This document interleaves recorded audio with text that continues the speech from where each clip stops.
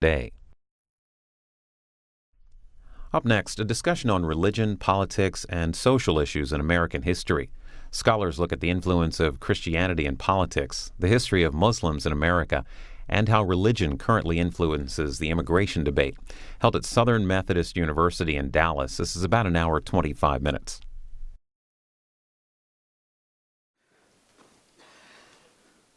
Good morning. It's a great pleasure to be here from St. Louis. I'm Lori Maffley-Kipp. I'm at the John C. Danforth Center on Religion and Politics at Washington University.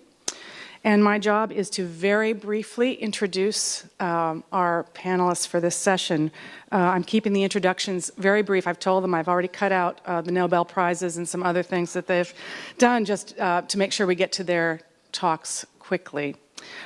So here we go.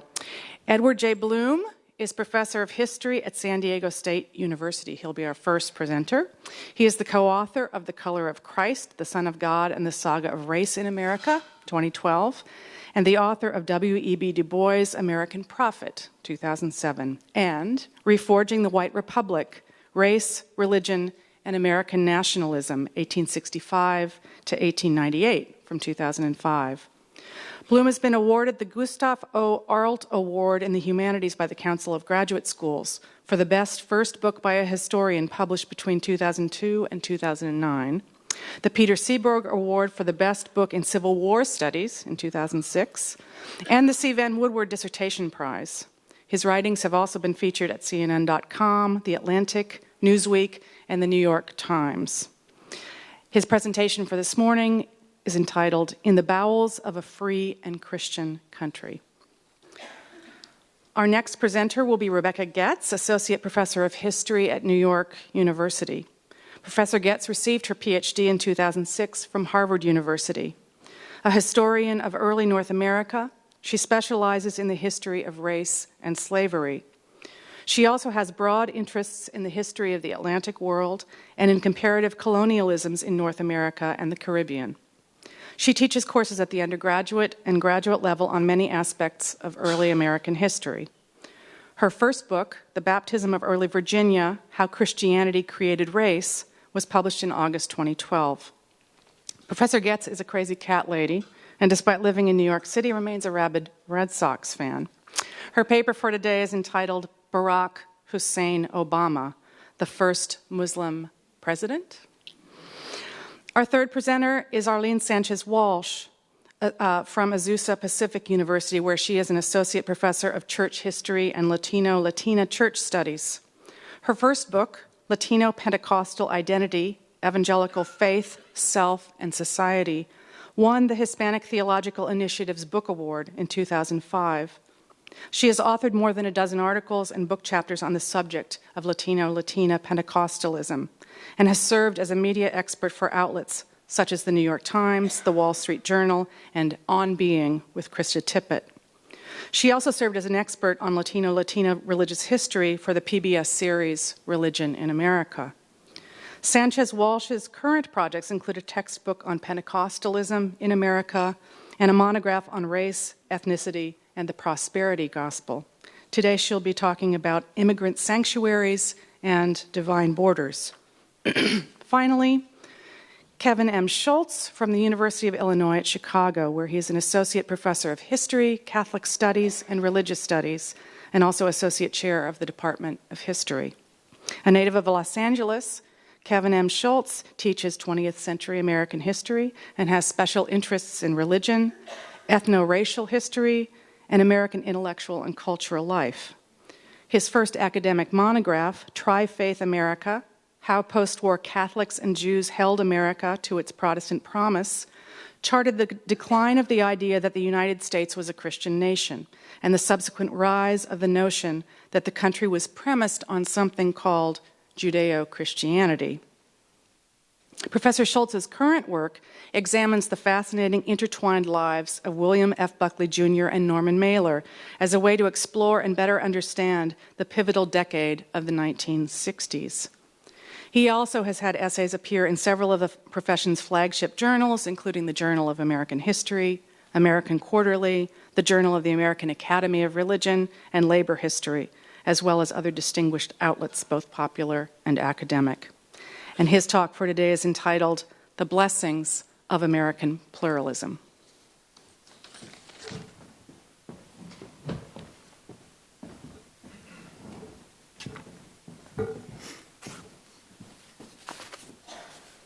Good day.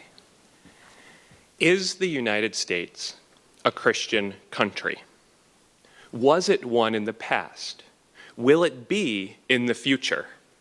If we look high and low, near and far, we can observe Americans asking, answering, and debating these questions.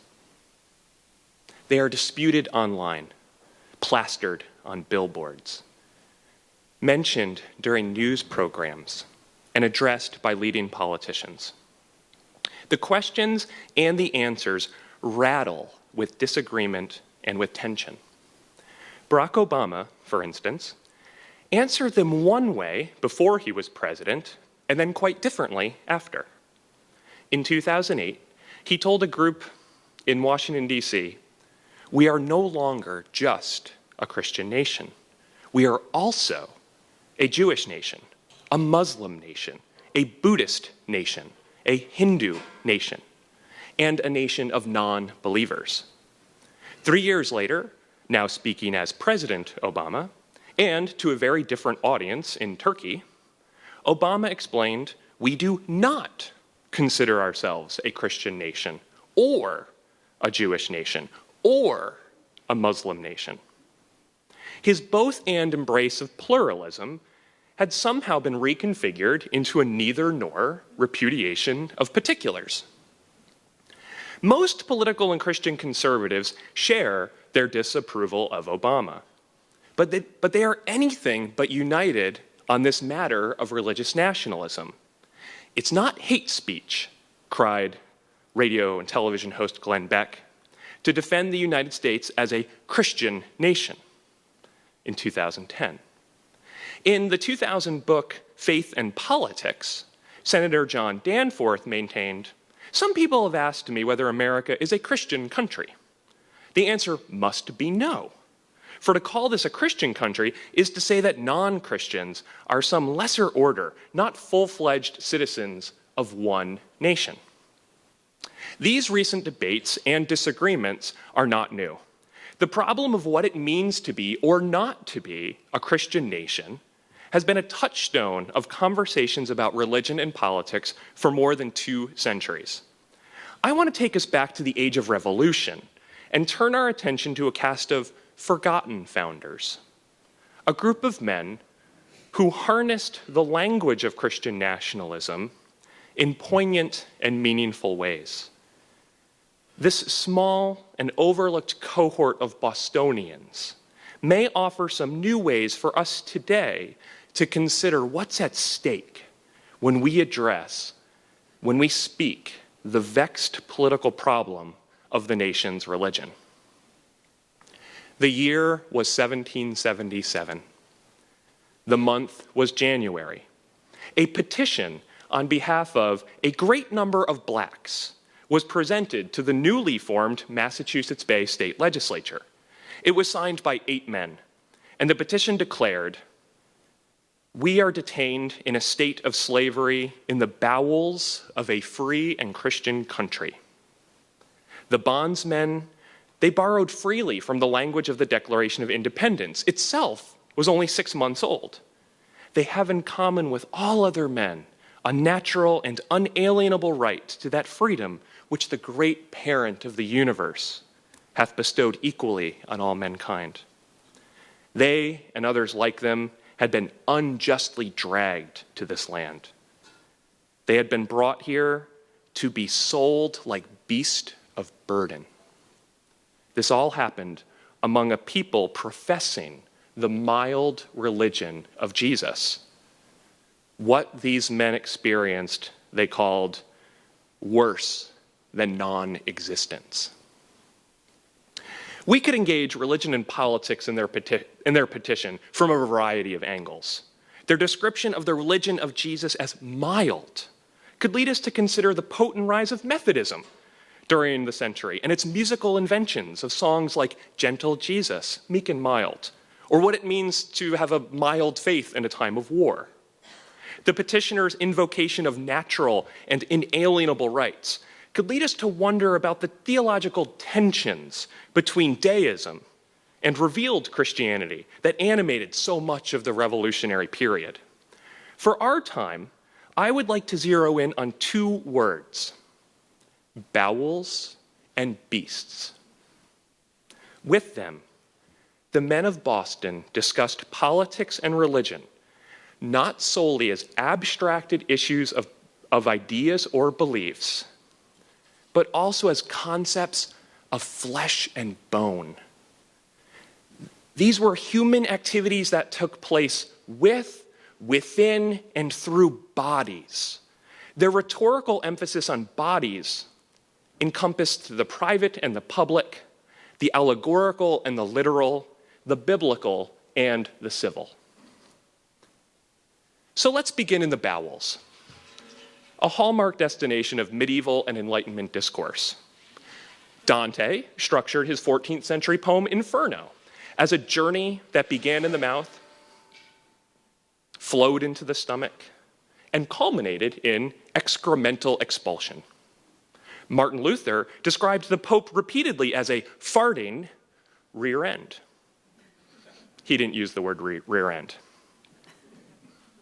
Around the same time that John Locke was putting together his second treatise on government, he was also penning an entire chapter on the importance of going to stool regularly for some thoughts concerning education. When slaves situated themselves rhetorically in the bowels of the country, they presented the nation as a body. There were both Christian and Enlightenment backdrops for this kind of corporeal mapping. In 1 Corinthians, the Apostle Paul told believers, "It is by one Spirit we are all baptized into one body, whether we be Jews or Gentiles, whether we be bond or free." The body of hands and feet, of eyes and ears, is not one member, but it's many. While bodies were made of many parts, the pieces were equally valued and valuable within the one body of the faith family. Bodies were crucial civil and political metaphors too. In the age of monarchy, the king's body carried a variety of meanings. European kings were thought to have two bodies. Their physical bodies could decay, but the body politic that they symbolized was understood to be timeless, to be immutable, and to be composite. The visual frontispiece for Thomas Hobbes's Leviathan presented the top half of the sovereign facing the viewer. But the top half of the sovereign was actually hundreds of small, individualized bodies. While book viewers looked upon the face and the chest of the crowned sovereign, they witnessed only the backsides of the smaller depicted bodies, which we saw from the rear. Members of the society face into the sovereign. They constitute the body politic. They are absorbed into the sovereign, and they are put into motion by the sovereign. It is a case of bodies within a body. Now, the Apostle Paul, he never mentioned the bowels in his list of body parts. Hobbes did. When discussing those things that weaken a commonwealth, Hobbes lashed out at the great number of corporations, by this he meant towns, which are, as it were, many lesser commonwealths in the bowels of a greater.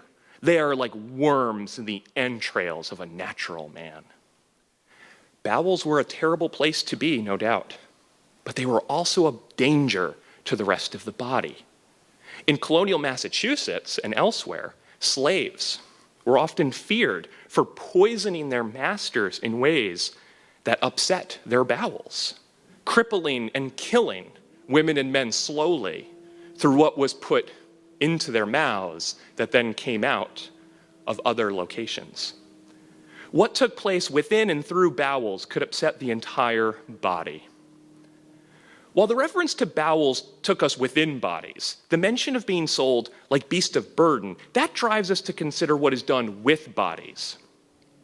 Dehumanization and animalization were crucial aspects of making a slave culture. Linguistic strategies and physical activities oftentimes rendered the enslaved as akin to, if not equal with, domesticated animals. In response, generation after generation of African Americans damned their treatment as analogous to that of animals, oftentimes claiming that the ultimate goal of enslavement was to transform humans into beasts. Now, beasts of burden were particular entities in British law and husbandry.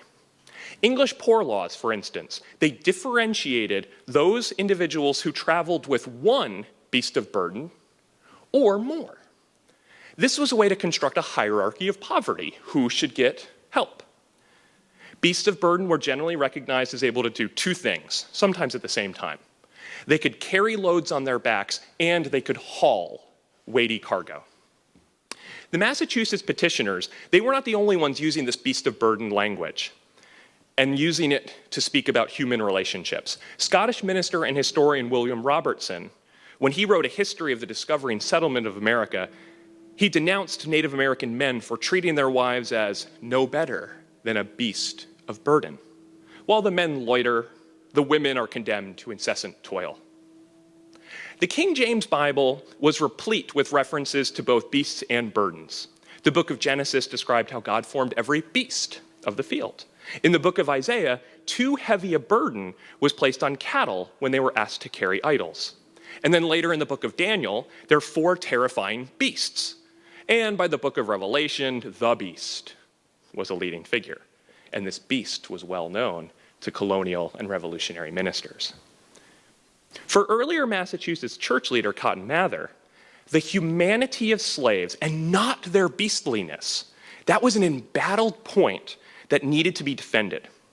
Mather considered humane regard for the enslaved to be both right Christian theology and effective domestic policy. Christianizing slaves, he wrote bluntly, will make better servants. It will render them afraid of speaking or doing anything that may justly displease you. He's writing to masters here. Masters will have more work done for them and better done than those inhumane masters who have used their Negroes worse than their horses. To the question of whether Negroes have rational souls, Mather exploded. Let that brutish insinuation be never whispered again. They are men and not beasts. Beastliness, inhumanity, brutishness. These were characteristics of slaveholders behaving badly, not essences of the enslaved themselves. So for the petitioners, animalization, it was both general and particular. They're not simply beasts, but beasts of burden. They carried emotional and physical weight, metaphorical and literal weight. It was a weight that rested heavily on the consciences of some free whites, like Cotton Mather. It was a weight that the petitioners hoped they could leverage with the legislature. Seeing that I'm close to out of time, I want to suggest that taking the insights of these petitioners into our present, that it may provide some new bridges for us to cross the religious and political divides that fracture the contemporary United States. What if we began where the petitioners did, in bodies connected to other bodies, and then moved to our ideas about whether the nation is or is not Christian or religious? From this vantage point, starting with bodies, I would like to suggest that Glenn Beck, Senator John Danforth, and Barack Obama stand together. They respect bodies. In Faith and Politics, Senator Danforth expressed profound frustration with the use of Terri Schiavo, the Florida woman who remained hospitalized in a vegetative state for 15 years to make political hay. Danforth's concern was for the sanctity of her body and the well-being of the bodies around her, family members, friends, doctors. Danforth was not interested, in this case, with the body politic that was the Republican Party. Glenn Beck, He cherishes the founding fathers, like George Washington, in part because he sees Washington as a defender of Jewish Americans and their right to their religious freedom, and that defending their religion is also about defending their bodies to practice that religion. Finally, it's clear that bodies loom large in Barack Obama's political, religious, and personal imagination. His father's absent body, the bodies of dead children, of abortion protesters, the bodies of religious communities. They animate the audacity of hope and other key Obama writings and speeches. Obama, Danforth, and Beck, they disagree profoundly on the abstract notion of whether the nation is religious or Christian or what that even means. But where they agree, where we could begin, and what we may take from the petitions of the 1770s, it's not just that everybody has a body, to invoke Martin Luther King Jr., but it's that everybody is part of and connected to other bodies. When we think of bodies second and abstracted ideologies first, we run the risk of putting intangibles before tangibles, non-existence before existence. That was a problem these Massachusetts petitioners, their families, and their friends, they knew all too well. It may be a struggle to see bodies before ballots, to see bodies before budgets, to see bodies before beliefs. What these forgotten founders of the 1770s, they called their struggle a glorious struggle. It was one that valued and needed every body. Thank you for the time. Thank you for your time listening to this body and my connections to lots of bodies here and elsewhere. Thank you.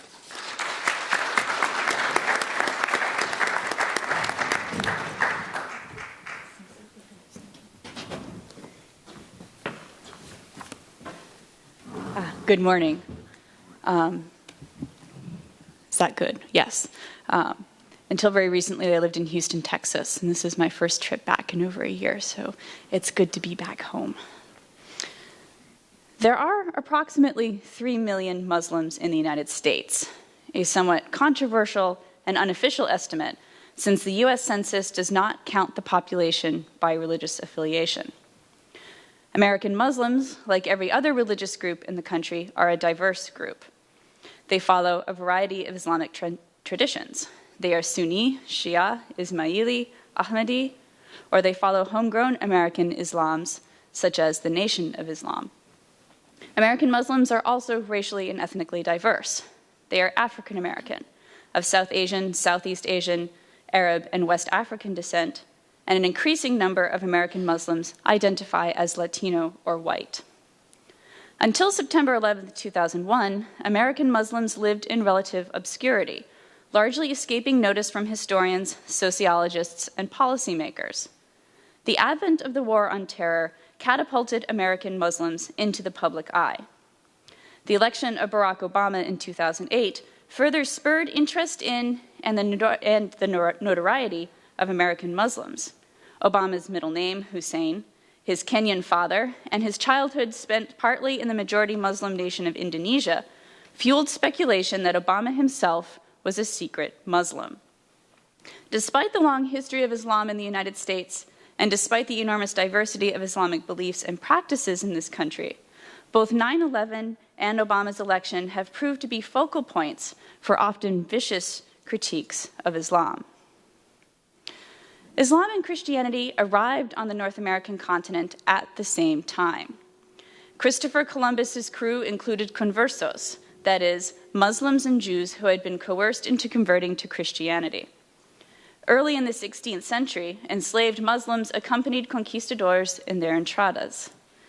Estebanico was an enslaved North African from Azamor in Morocco who accompanied Panfilo de Narvaez's entrada into Florida. Estebanico's captors might not have thought of him as Muslim and likely forced him to convert to Christianity after his capture, when he would have acquired his new name, which is Stephen in English. Between 1527 and 1536, Estebanico and 3 other Spanish survivors of Narvaez's expedition walked from present-day Texas, from Galveston actually, to the Pacific coast of Mexico. Estebanico was no stranger to cultural fluidity. His remarkable linguistic abilities helped pilot the survivors of Narvaez's expedition across North America. In 1539, Estebanico accompanied another entrada into the American Southwest, using his knowledge of native cultures, languages, and diplomatic customs to help guide Spanish conquistadores. He was killed near Sonora in 1540. Did Estebanico identify as Muslim? It's a question that is impossible to answer, but Spanish officials were suspicious of Muslim converts to Christianity, forced or otherwise. Technically, the New World was off-limit to conversos, who were barred from making the journey. Yet Estebanico's presence in the Americas suggests that this was a rule honored in the breach. The Spanish continued to use enslaved African Muslims as key parts of their colonization schemes. The settlement at St. Augustine contained many enslaved Muslims in the late 16th century. In other words, there were enslaved Muslims in North America long before permanent English settlement began at Jamestown in 1607. Most Muslims who came to the Americas before 1850 arrived as Estebanico did, as enslaved people mostly from West and West Central Africa, but also occasionally from North Africa. Most historians have not attempted to come up with a demographic analysis, though Sylvain Diouf thought, reasonably, that of the 12.5 million enslaved people brought to the Americas from West Africa, at least several 100,000 were likely Muslim. Many enslaved people arriving in North America would have been familiar with Islam, even if they did not identify as Muslims themselves. Michael Gomez has noted that around 50% of enslaved people coming to mainland North America came from those areas of West Africa where Islam was either state-sponsored or associated with a culturally significant minority, reflecting the cosmopolitan religious lives of West Africans who combined Christianity, Islam, and traditional West African practice in novel syncretic ways. The general problem is that enslaved Muslims were even a more invisible minority within the invisible institution of slave religion. As Edward Curtis has noted, quote, when whites observed African American Muslim rituals, they often did not understand what was taking place right in front of their eyes. Nevertheless, Sylvain Diouf has pressed historians to recognize that enslaved Muslims were everywhere, and that, quote, Islam was indeed a diasporic religion. Though the lives of enslaved Muslims remain opaque, scholars know a great deal about a few specific individuals. In 1788, soldiers from another ethnic group captured Abd al-Rahman Ibrahima and sold him to European slave traders. Abd al-Rahman lived as an enslaved man in New Orleans for decades, marrying an African-American Baptist woman named Isabella, before writing a letter in Arabic in 1826 asking for his freedom. Abd al-Rahman toured the United States, raising money to buy freedom for himself and his children. Newspapers around the country chronicled his travels and his life story. Colonization enthusiasts, that is, white Americans who wanted to emancipate black people and repatriate them to West Africa. Colonization enthusiasts hoped that Abd al-Rahman, who was celebrated as, quote, a Moorish prince, would aid them in establishing diplomatic ties between the infant colony of freed people in Liberia and nearby African kingdoms, as well as helping convert West Africans to Christianity. In 1829, he journeyed to Liberia with his wife, though he was unable to fulfill the hopes of his captors and sponsors in the United States. He died shortly after his arrival there. We know about Abd al-Rahman in part because he was literate and also was able to advocate for himself and his family, using American ideas about Islam and Muslims to get what he wanted. Most enslaved Muslims were not so lucky. Similarly, Yaro Mahmoud, an educated West African who was enslaved in 1752, gained his freedom after 45 years as a slave to a Maryland family. He moved to Washington, D.C., where he owned property until his death in 1823. And interestingly, there's some archaeological investigation going on at that property in D.C. now. Yarrow and Abd al-Rahman had compelling biographies that often stand in for the stories of enslaved Muslims. But the fact remains that most enslaved Muslims were either not literate or did not otherwise have the means to make their stories known. Most enslaved Muslims worked to keep their faith intact, even in the face of persecution, passing on their names, rituals, including prayer mats and beads, and prayers to their descendants. Retaining Islam as enslaved people in a new world was a form of resistance and of self-preservation. While the biographies of individuals like Abd al-Rahman and Yarrow Mahmud suggest how enslaved Muslims lived, the devotion of most of these people went unrecognized and unremembered by the Americans who owned them. The numbers of enslaved Muslims in the United States probably rose in the last decade before the close of the transatlantic slave trade. The Sudanese Jihad, which swept across Africa in a wide belt from east to west, caught many African Muslims in its net who were enslaved and shipped to the United States, which had drastically increased importations of enslaved people in anticipation of the closing of the trade in 1808. Sometimes these enslaved Muslims were even apparent to otherwise blind white Americans. Writing in 1842, Presbyterian clergyman Charles Colcock Jones noted that, quote, "The Mohammedan Africans remaining of the old stock of importations, although accustomed to hear the gospel preached, have been known to accommodate Christianity to Mohammedanism. God, they say, is Allah, and Jesus Christ is Muhammad. Their religion is the same, but different countries have different names." Jones's observations signal, I think, some discomfort with African American spirituality. Despite the visibility of African Muslims such as Abd al-Rahman and Yarrow Mahmud, most enslaved Muslims remained invisible to their captors. This, I think, was the beginning of an erasure.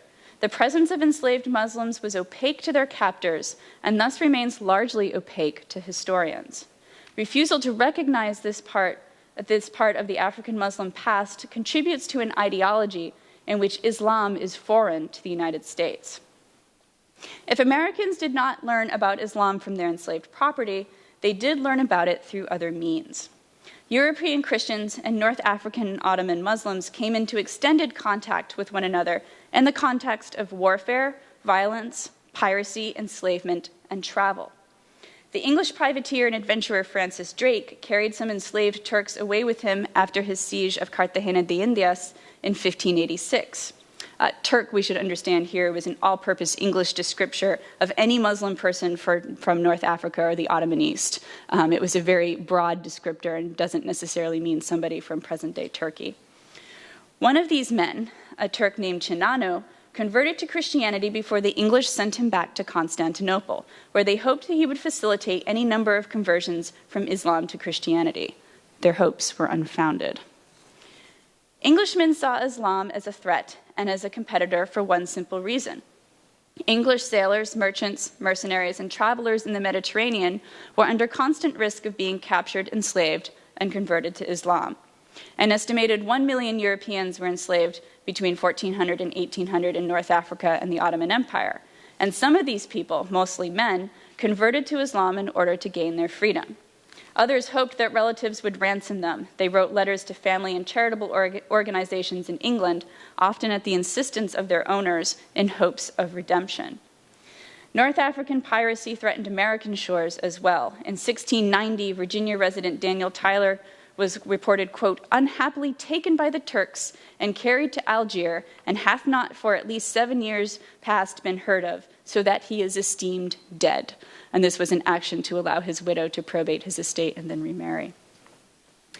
The famous English mercenary and adventurer John Smith fought the Ottomans in Eastern Europe in the early 17th century and was taken as a prisoner of war and enslaved at the Battle of Rotentan in 1602. Smith reported that his master ordered other slaves to, quote, "strip him naked and shave his head and beard as bare as his hand. A great ring of iron with a long stalk bowed like a sickle was riveted round his neck." Smith famously wrote in the third person. Eventually, Smith escaped after he, quote, "beat out his master's brains with a threshing bat." Despite this experience, Smith had little to say specifically about Islam or Muslims. After his escape, Smith traveled extensively as a free man throughout the North African states, observing the wealth and power of these princely states and noting that the, quote, countries of Fez and Morocco are the best part of all Barbary, abounding with people, they eat well and have all good necessities for man's use.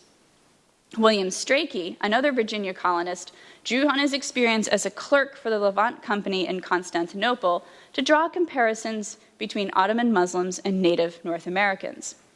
Some of Strachey's observations were relatively neutral. He noted, quote, the Indians' drink is, as the Turks, clear water, and, quote, the Indians spread a mat, as the Turks do a carpet, for them to sit upon. Strachey's comparisons were less sanguine when discussing Indians' marital habits.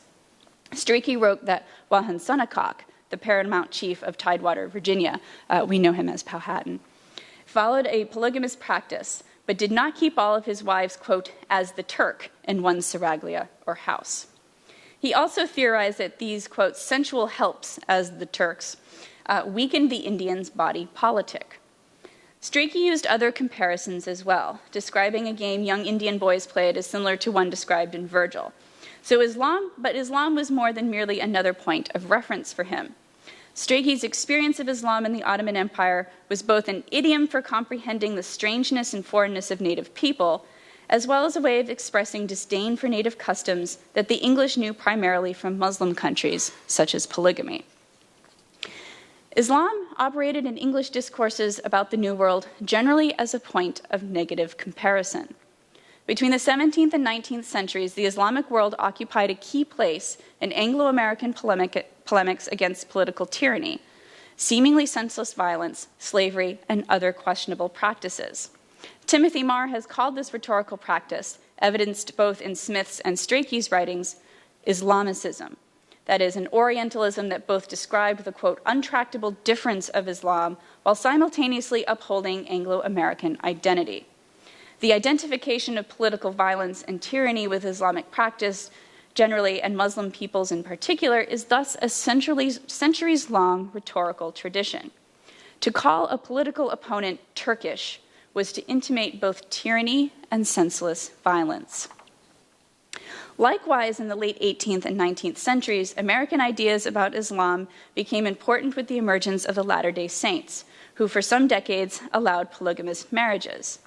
Americans opposed to Mormonism likened the Latter-day Saints Church to Islam and Joseph Smith to Muhammad.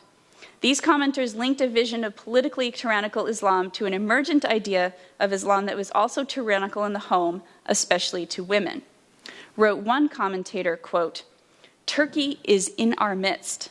Modern Mohammedism has its Mecca at Salt Lake, where the prophet speaks of his wives as cows.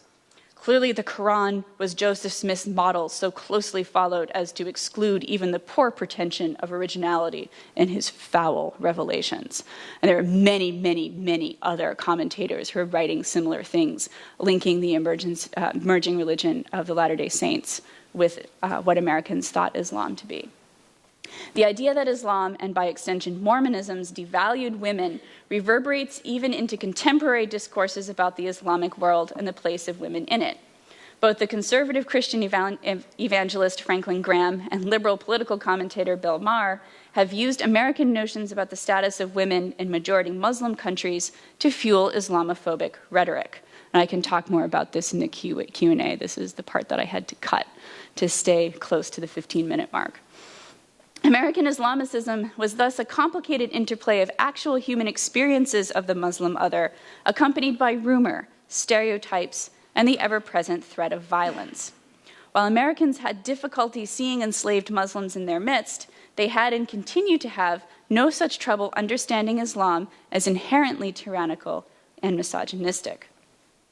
Titling this talk, Barack Hussein Obama, America's first Muslim president, plays in a satirical way on the ways in which Americans doubt the president's religious affiliation and used his supposed Muslimness to demonstrate his un-Americanness. Barack Obama thus became, however unwittingly, a focal point of Islamophobic commentary in the United States. This is a discourse that denies the actual existence and complex histories of American Muslims, but engages long-standing Islamicist discourses that originated in the 15th and 16th centuries. This kind of rhetoric has a long history, and as we have seen, it has also had the effect of marginalizing and othering American Muslims. Thank you.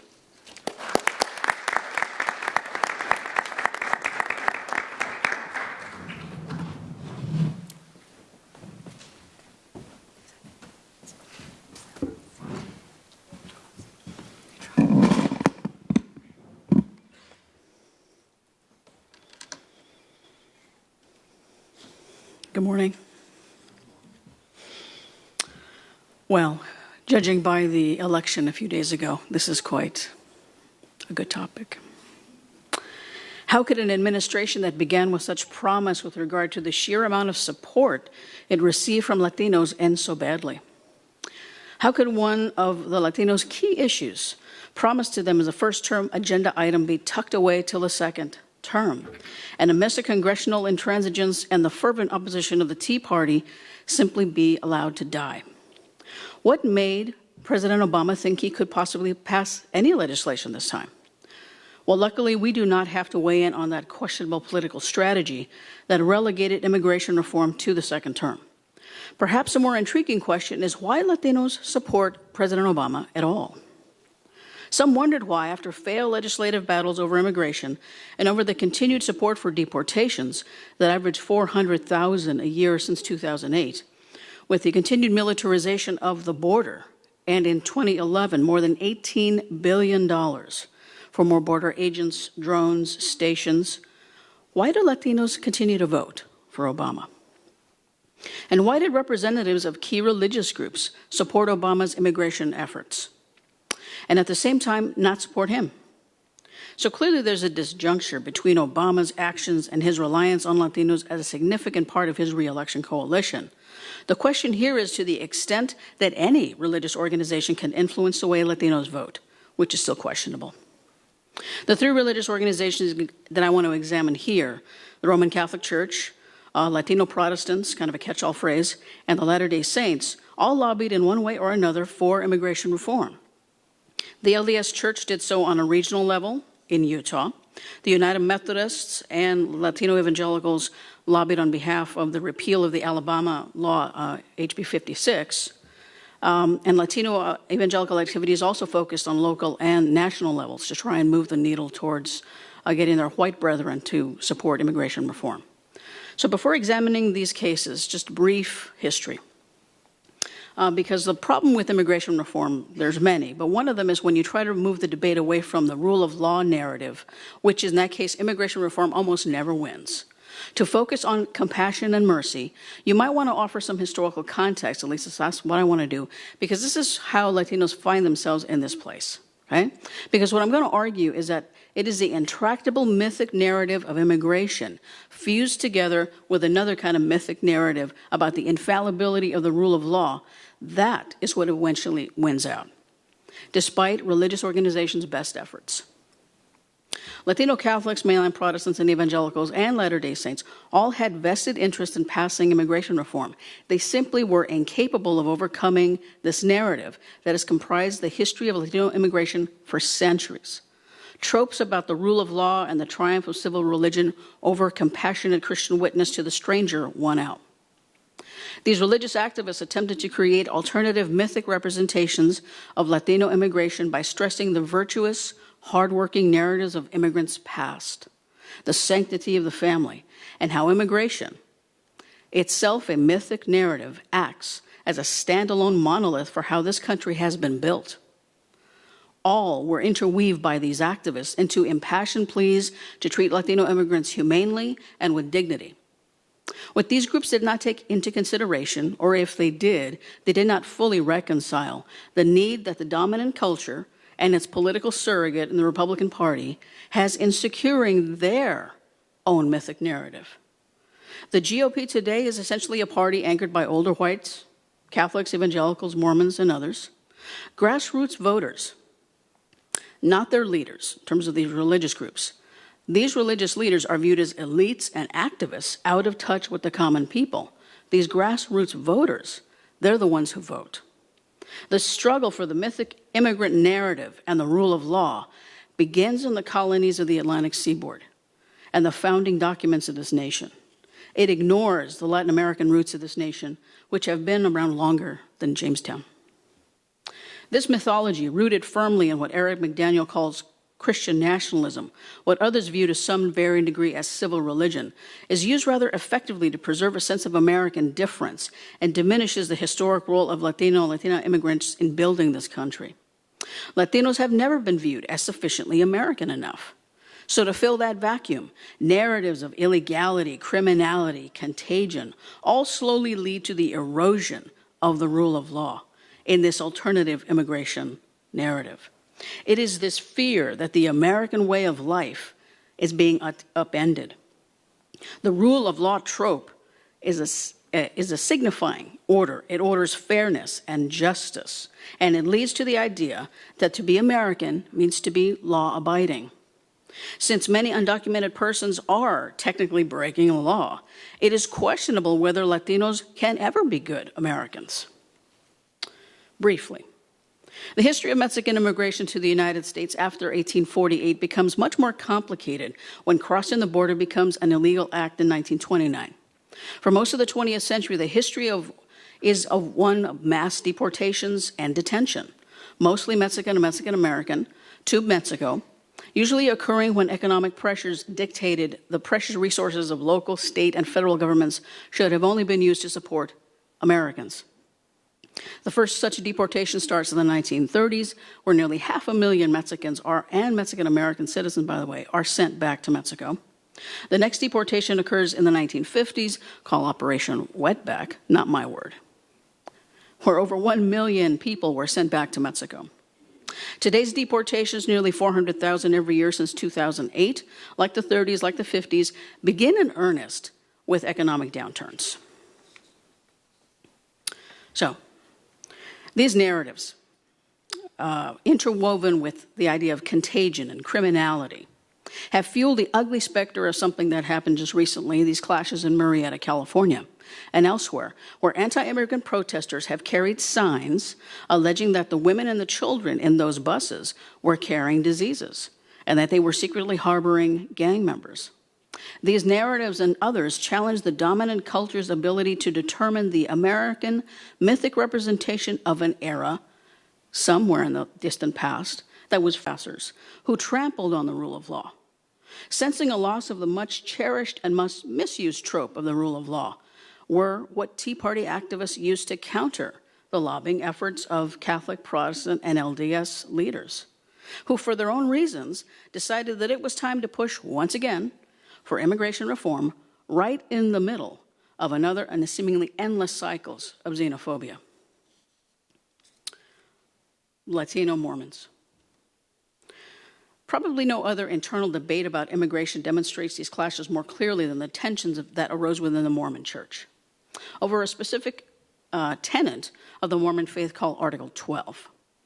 One article that I found, which is interesting, in the ironically named Center for Immigrant Rights, a group with very little interest in immigrant rights, but as self-identified.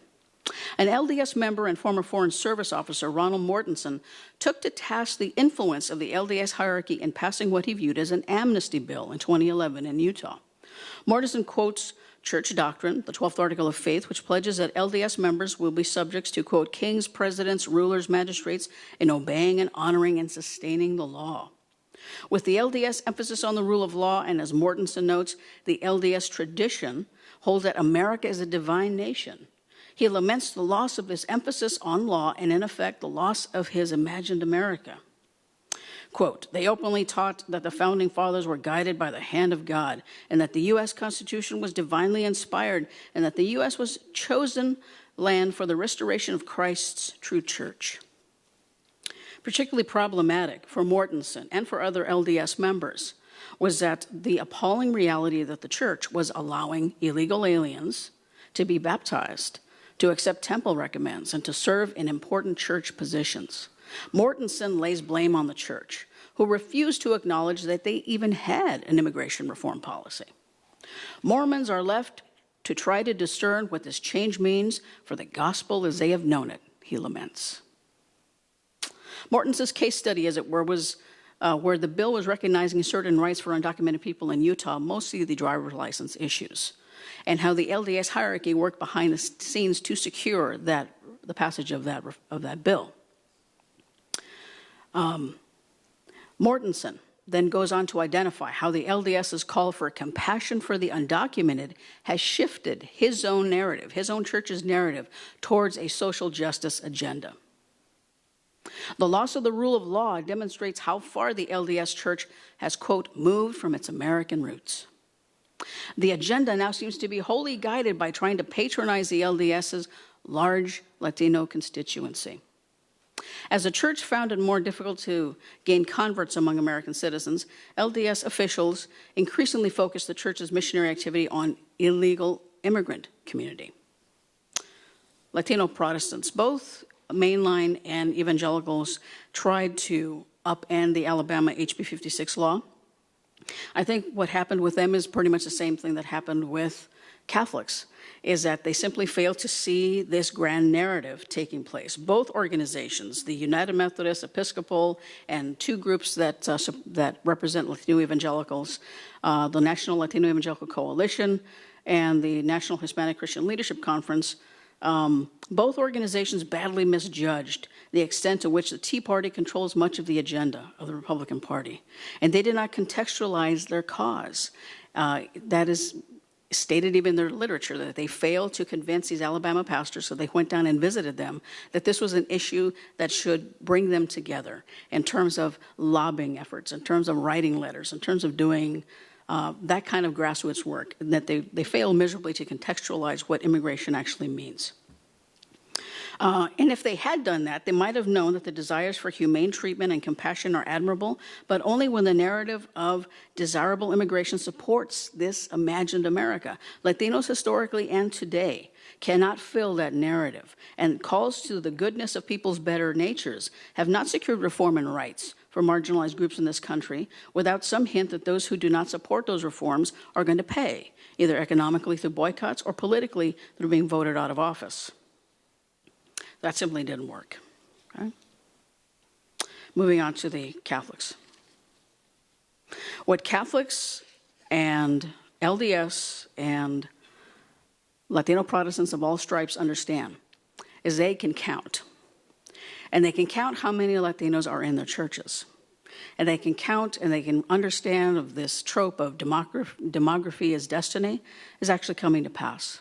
And I think that's part of the reason why the Roman Catholic Church historically have been very supportive of immigration reform, again, tried to make its presence known in a very strong way in this debate. So what I did is I took a quick perusal through the National Catholic Reporter over the last few years to find that Catholics from grassroots parishioners to the United States Conference of Catholic Bishops were involved in immigration debates in one way or another for years. For the grassroots, though, there were lots of stories about parishes in transition and how some of those went well, the loss of the old European immigrant, now making this uneasy transition to Latino parishes. There was a few of those stories where it was successful and they did not lament the loss of their America. And there were others where rather than hand the parish over to be shared, they just left. So, what can you say? What seems to be this really interesting New York Times article made mention of the fact that this was happening throughout the corridor, mostly of the Midwest through Highway 35. And they suggested that people are kind of getting worn down by the issue, that they're just tired of immigration reform and of immigrants in particular, and they have resigned themselves to the fact that immigrants are here and they're not leaving. Because you are going to see a bit more moving of that needle towards reform for driver's licenses, reform for insurance, for work laws, things of that nature. Now, what these stories do suggest is that when working at a grassroots level, Catholics will act on their own to implement church teachings regarding the treatment of the undocumented. It will not happen every time, and certainly there are failures, but the Catholic media promoted this idea that the church is a welcoming and open place for immigrants. Okay? So in this local setting, the Catholic Church looks compassionate. The stories of women singing to these young children for this undocumented minor crisis that happened over the summer, it gives a very personal level to the idea that you're helping the stranger, the alien, and it lends the religious sensibilities can be most readily felt on a personal level. So the Catholic bishops and other concerned Catholic clerical organizations are nearly uniformly for immigrant reform and lobbied extensively for it, but it still failed. And there may be one of many reasons why it fails, is that the most prominent Catholic politicians in Congress, Speaker Boehner and Paul Ryan, at least for one, have done little to further the interest in immigration reform. Let me conclude.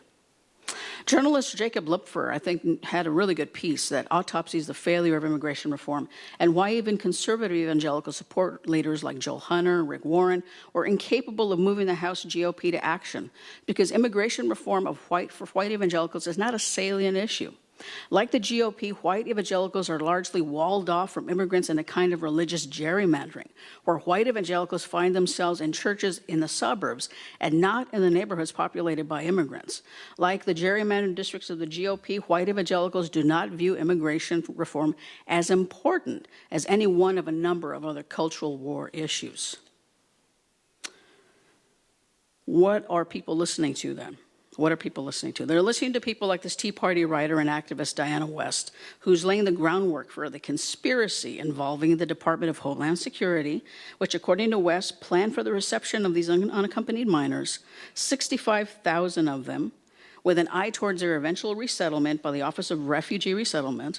She repeats the claim that these children are gangbangers and drug runners, that they are crashing our borders.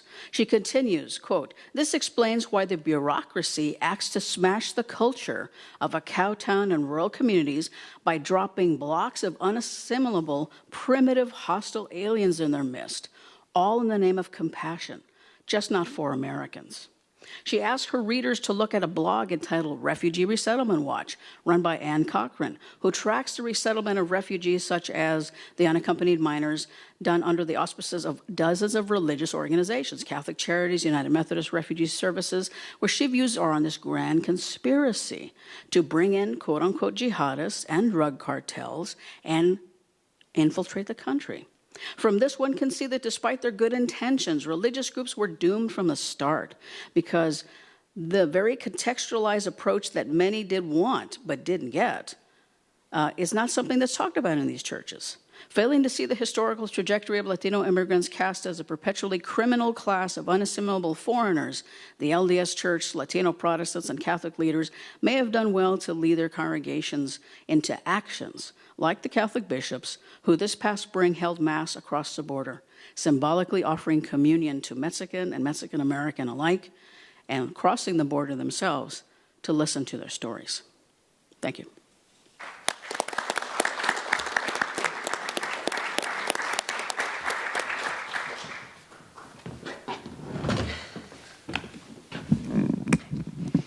First, I'd like to thank all my fellow panelists up here, and in the previous session, I've got light bulbs going off in my head, all these great ideas popping in. I want to redo my paper, but I'm not going to. My name's Kevin Schultz. I'm lucky enough to teach at University of Illinois at Chicago, and the title of my paper is The Blessings of American Religious Pluralism. When, on August 6, 2009, the U.S. Senate voted to confirm Sonia Sotomayor's nomination to fill David Souter's seat on the U.S. Supreme Court, hardly anyone thought it worthwhile to mention her faith. The newspapers and television reporters talked a great deal about the fact that she was the first Latino ever nominated to the court, or that she seemed to be the living embodiment of whatever was left of the American dream, having raised herself up from a relatively impoverished childhood in the Bronx housing projects to rack up an unbelievably distinguished career in the world of law. And even those who opposed her nomination, for example, 31 of the then 40 Republicans in the Senate, didn't bother to mention her faith at all, choosing instead to criticize her for being an activist judge. But hardly anyone pointed out that once she was sworn in 2 days later, she would become the sixth Catholic then sitting on the bench, not only giving Catholics a supermajority on the country's highest court, but also, and this is what I find most striking, taking the spot of the last remaining Protestant. Once she was sworn in, all the non-Catholics on the bench were Jews. But nothing was really said about this. It wasn't a big deal, evidently. Of the supermajority of Catholics on the court, for instance, the bombastic and militantly watchful Catholic conservative Bill Donahue said, "Barely a peep was made."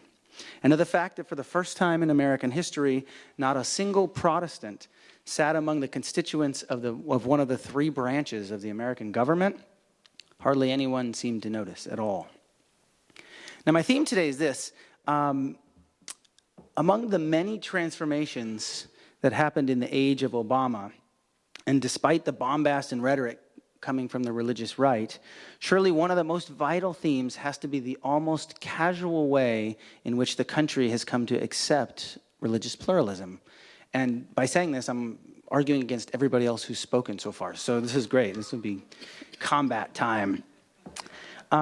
Evidence for this is everywhere. Religious discrimination is down in the United States, even it has risen sharply in other countries throughout the world. The U.S. Equal Employment Opportunity Commission, the EEOC, reported a sharp rise in claims of religious discrimination during the George W. Bush years right after 9/11, before noting a gentle decline starting in 2009. And in addition to this, and this is of equal importance, I think, a large percentage of the EEOC's claims were found to lack merit, which suggests that there's more fear than there is bona fide abuse. And perhaps the most compelling piece of evidence for the lack of interfaith strife in our days comes from the fact that the loudest claims of religious discrimination these days have come from some of the largest, most powerful religious groups in the country, including evangelical Protestants and, of course, the group with that supermajority on the Supreme Court, American Catholics. And what have they been complaining about?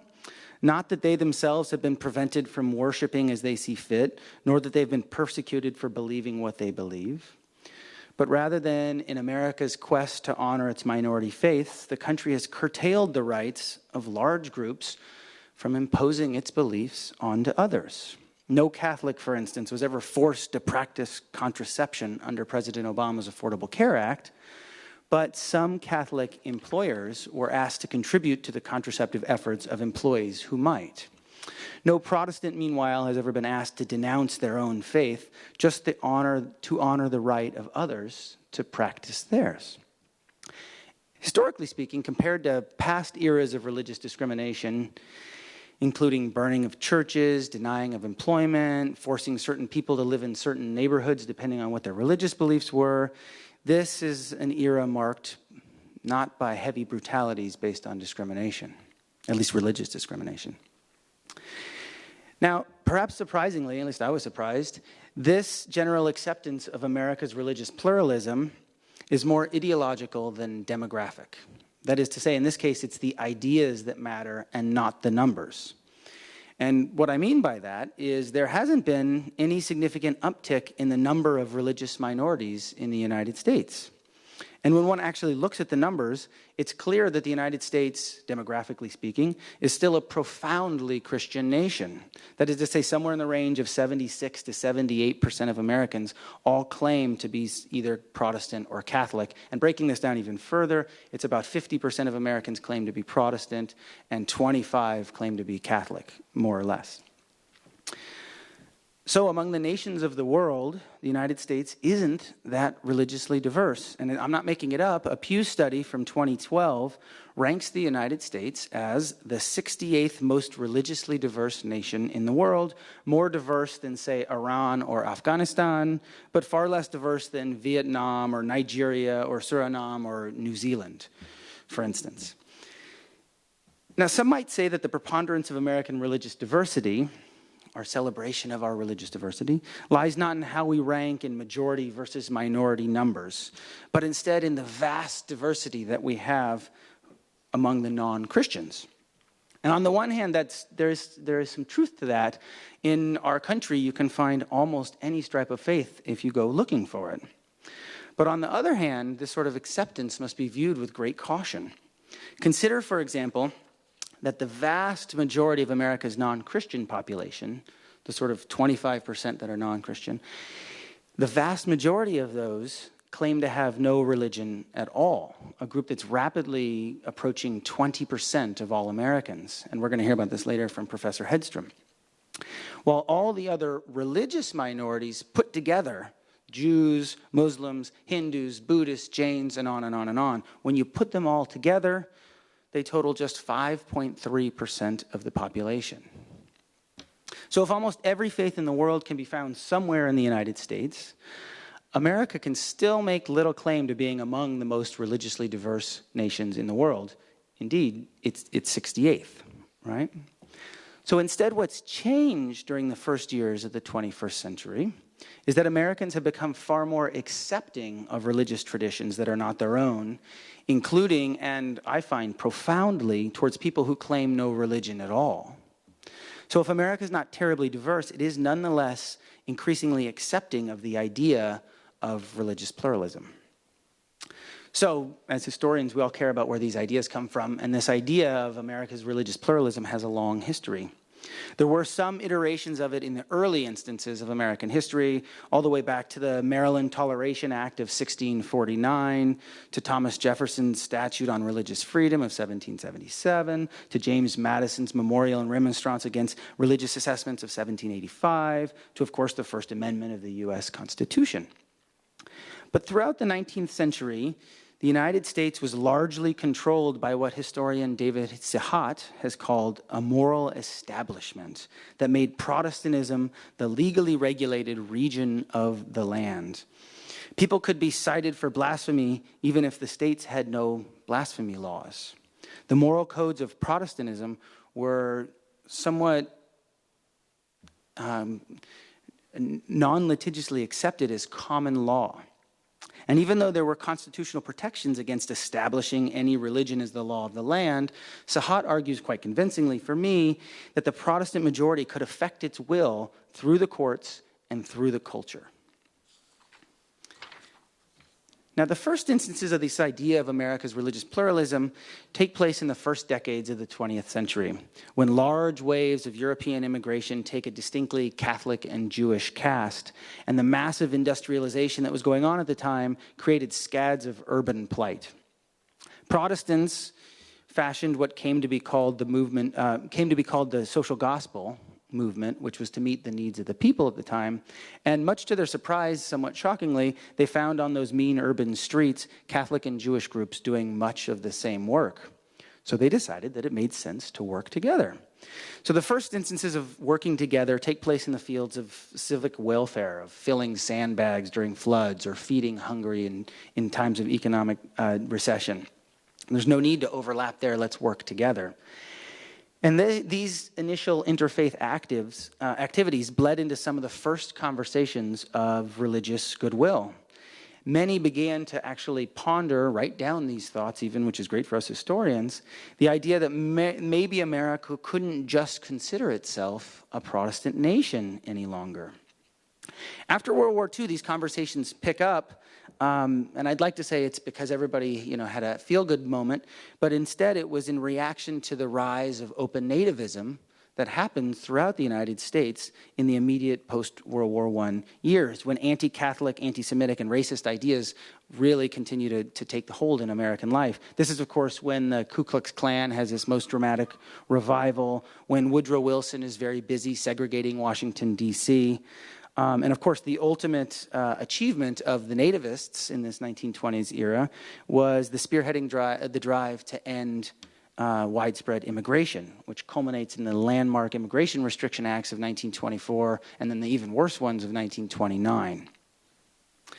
So in response to this nativism, several movements rise up to push back. And among the most successful, and I actually think the most successful of these movements, is what's called the Goodwill Movement for Religious Tolerance in America.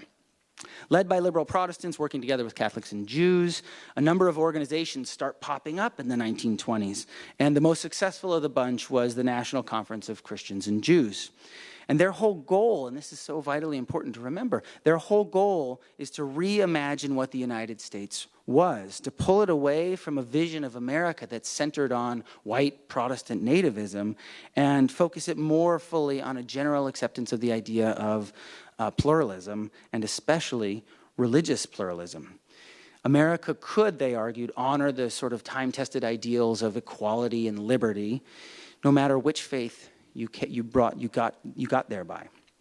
And these organizations did some really crazy, foolish things that are kind of fun for us to find in the archives.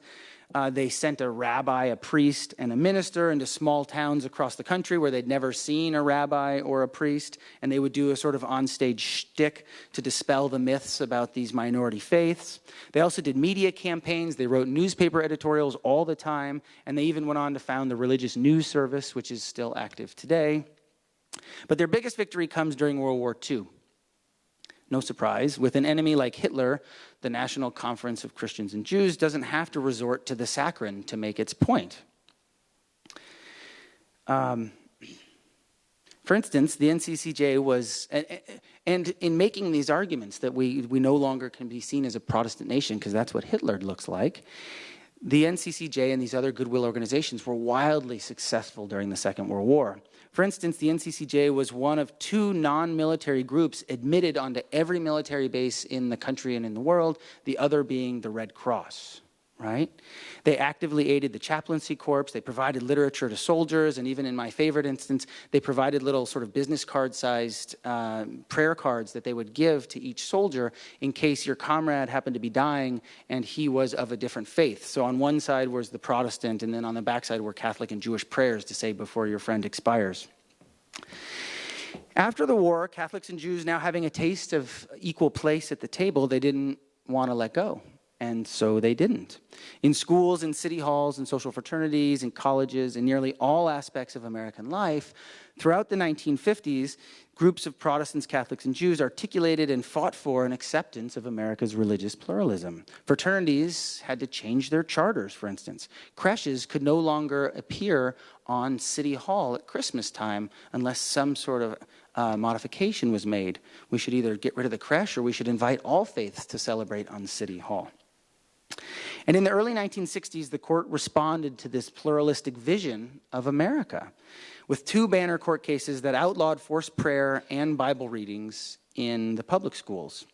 And while this can be interpreted in numerous ways, the overriding stories of these cases is the court's declaration that the United States government should not prioritize one faith over any other, and it should allow them free rein to practice as they see fit. There's open contestation of those words, but pluralism had arrived. Now, that this open declaration of America's religious pluralism happens before 1965 is incredibly important, because it was in 1965 that LBJ, President Johnson, ushered in immigration reform, which, to nearly everyone's surprise who voted for the bill, actually allowed large numbers of people from Africa, from Asia, and Latin America to come to the United States, bringing with them their faith, of course. In came Sikhs, in came large numbers of Muslims, Jains, Hindus, Confucius, and more. And hardly any of them, when they came, were persecuted for their faith. This is the kind of acceptance that's celebrated by Diana Eck's Banner 2001 book, which is called The New Religious America. The country, she argued, had gone from a Protestant nation in the first years of the 20th century to a tri-faith nation in the middle decades of the century to a wildly diverse nation by the end of the 20th century. And although Eck warned of potential confrontations, the book is mostly a celebration. American diversity had come.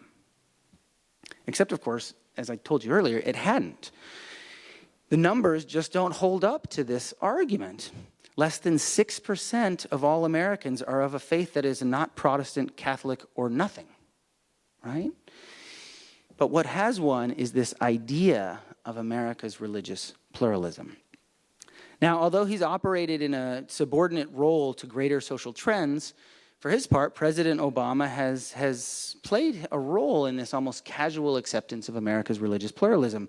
In his inaugural address from 2009, of course, which is literally minutes into his tenure as president, Obama becomes the first president to acknowledge a wide swath of faiths, including even the nuns, N-O-N-E, not N-U-N, the nuns, people with no faith, as important constituents in the American project.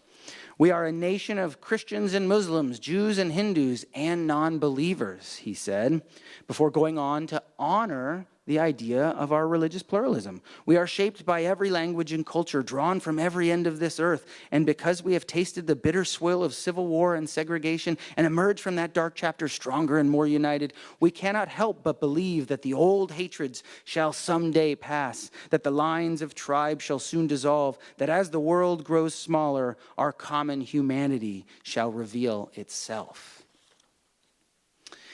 In addition to the stirring rhetoric, he has what I call the Martin Luther King problem, which is once you start quoting him, it's very hard to know where to stop.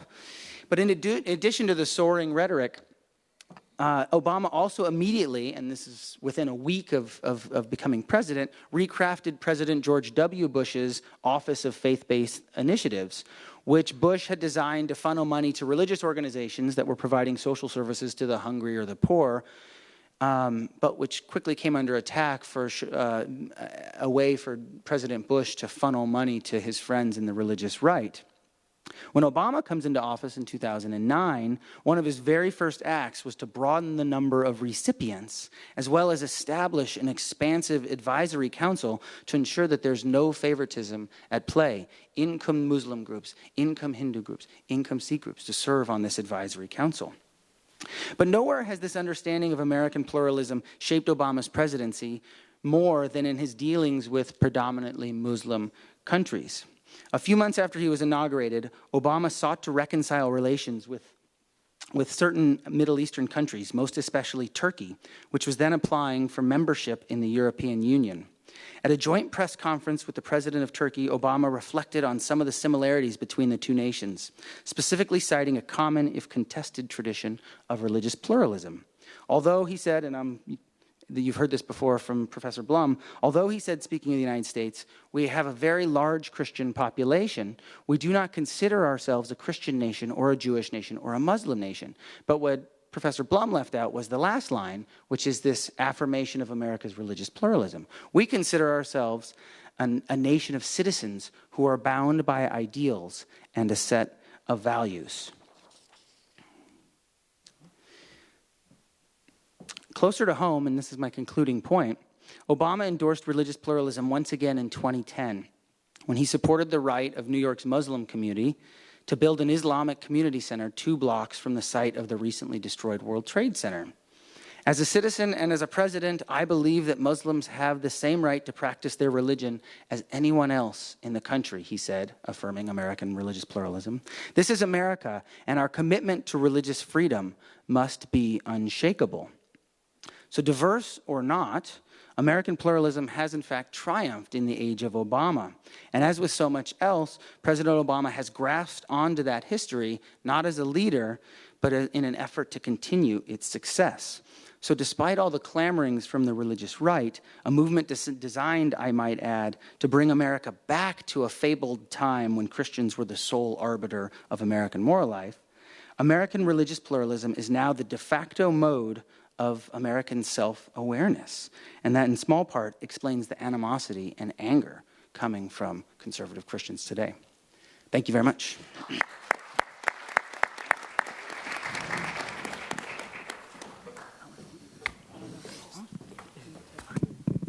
I think we have time for a few questions. I'm looking at Jeff asking that. Yeah?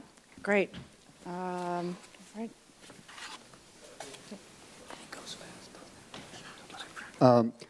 One of the themes that struck me going through almost all the papers we've heard this morning is the disjuncture between myth and rhetoric versus reality.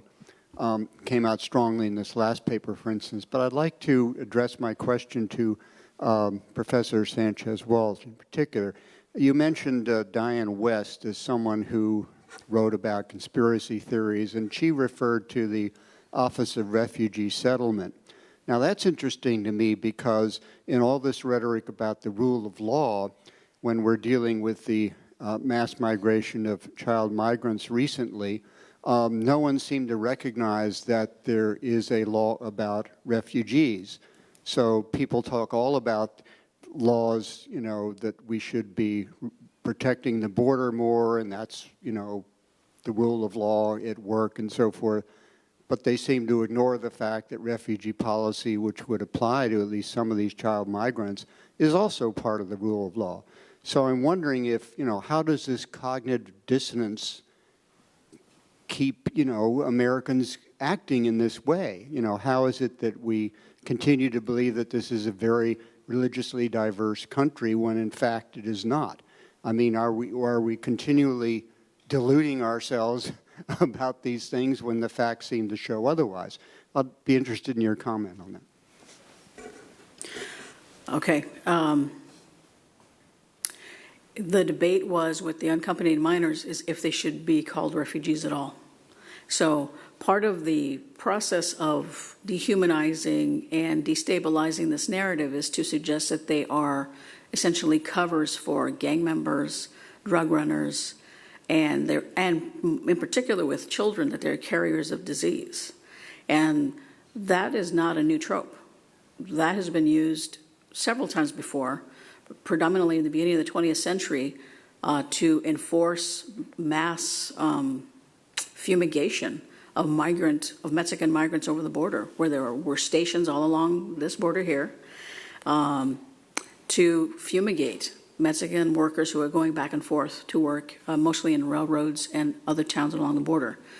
So you don't talk about worker rights, you don't talk about health laws. It was a public health issue. So if you spin that to say this is a matter of public health, then you essentially in the 1920s and 30s had a right to fumigate Mexican workers, while you never fumigated white people, white missionaries in particular, going back and forth doing their missions work. With unaccompanied minors, it's the same thing. They are not refugees, because giving them refugee status creates a whole other set of legal problems that Tea Party activists would rather not talk about. They benefit greatly from maintaining their facts, essentially, that these are people of questionable means, they're criminals, and that they are, what she said is clear, is that these are unassimilatable people, that they are coming to so radically change the nature of this country that something has to be done. And so it's alarmist, it's rhetoric. Why does it still work? I don't know. I don't live in Texas. I don't vote here. So maybe I live in California. So we do things differently there. I don't know. But why does it work? It works because it feeds into a centuries-old trope of Latin American people as being un-American and being viewed as existential threats to an imagined America that never existed. As my colleague here will mention about pluralism, I'll let him deal with that. But it's maintaining a protected order, and I think that's why it works very successfully for centuries. Thank you. Heather? Yeah. Well, ironically, my question or interest is also in refugee resettlement. I founded a committee on refugees within the Dallas United Nations Association here many years ago, and it fosters volunteerism for all the resettlement and asylum and other service-providing agencies. But I was interested in what you said about the rising anti-Muslim sentiment in the current political climate, and I have noticed that here too. Although most people are welcoming, there are often protesters from various camps that claim, the refugees who are coming are changing the face of the United States. They're taking jobs, the usual arguments. But another facet that I was interested in what your observations might be would be that since most of the resettlement agencies are faith-based, and all of the faiths, the major Abrahamic faiths are represented here too, but those that are evangelical Christian in their mission sometimes do interweave provision of social services with subtle or not so subtle nudging toward accepting Christianity along with the refugee resettlement process.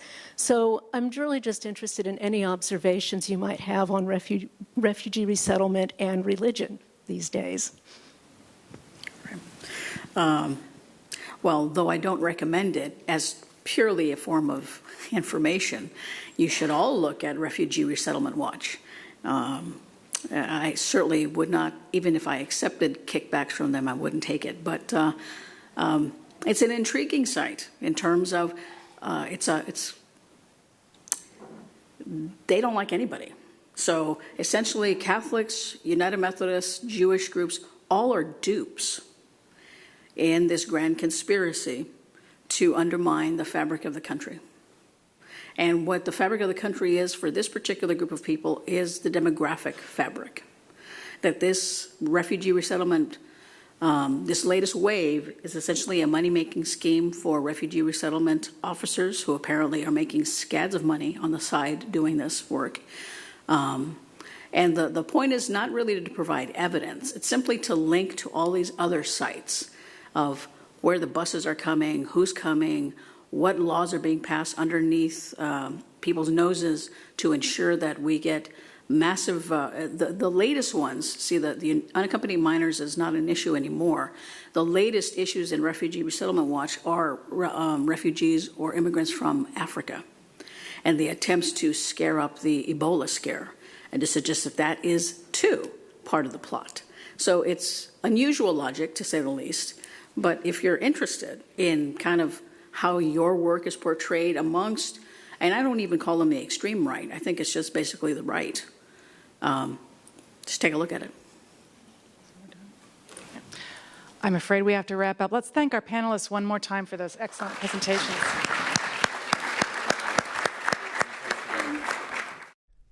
Our